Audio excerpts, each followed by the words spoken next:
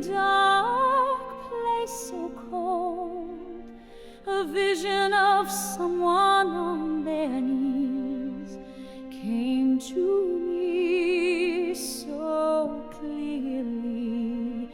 They were praying most graciously in a light place so warm.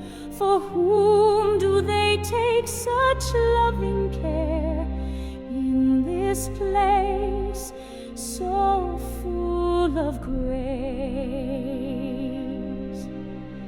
A voice said inside me, it's you they pray for night and day.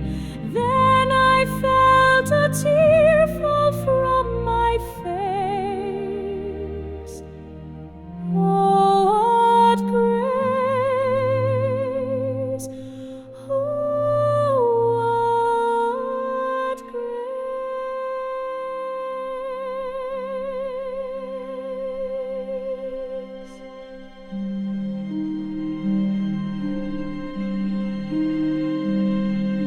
Why do I deserve someone who prays for me like they do?